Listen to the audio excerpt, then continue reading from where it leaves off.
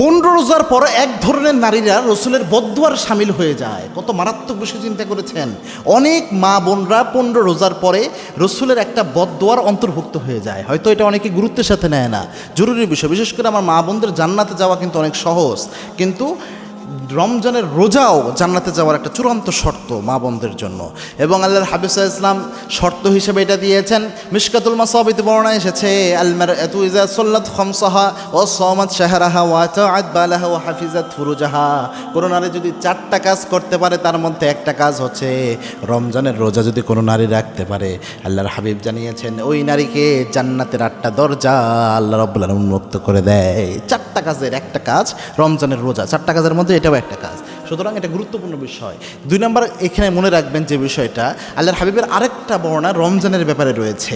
আল্লাহর হাবিব সাল্লাল্লাহু আলাইহি ওয়াসাল্লাম জানিয়েছেন, রমজান মাস কেউ পেল আর নিজের গুনাহ ঝরাতে পারল না, ওই ব্যক্তি যেন ধ্বংস হয়ে যায়। ওই ব্যক্তির উপর আল্লাহ লানত, জিবরিল আমিন এই দোয়া করেছেন, আল্লাহর হাবিব আমিন বলেছেন। এই লানতের ব্যাপারে রাসূল নিজে আমিন করে বলেছেন, মানে বদদোয়া অটোমেটিক লেগে যাবে। কত মারাত্মক চিন্তা করতে পেরেছেন। এই জন্য রমজান মাসে 15 রোজার পর আমার যে মা বোনরা শপিং নিয়ে ব্যস্ত হয়ে যায়, কেনাকাটা একটার পর একটা, জামাইয়ের কান ঝালাপালা করে ফেলে যে আমার এবার এটা কিনতে হবে সেটা কিনতে হবে। এই শপিং নিয়ে মার্কেটে ঘোরা শুরু হয় 15 রোজার পর থেকে।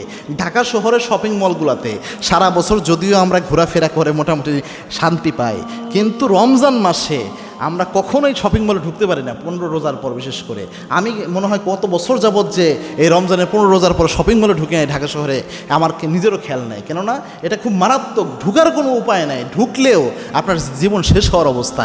এত মা বোনরা শপিং মলে থাকে, এজন্যে এই কাজটা কখনো করবেন না, খবরদার। আমার মা বোনদের পরামর্শ থাকবে, যেহেতু আপনারা শপিং যদি করেন, ঈদের মধ্যে নতুন জামা কাপড় পরেন, কোনো নিষেধাজ্ঞা নেই, বাট রমজান আসার আগেই আপনারা কেনাকাটাটা করে ফেলবেন।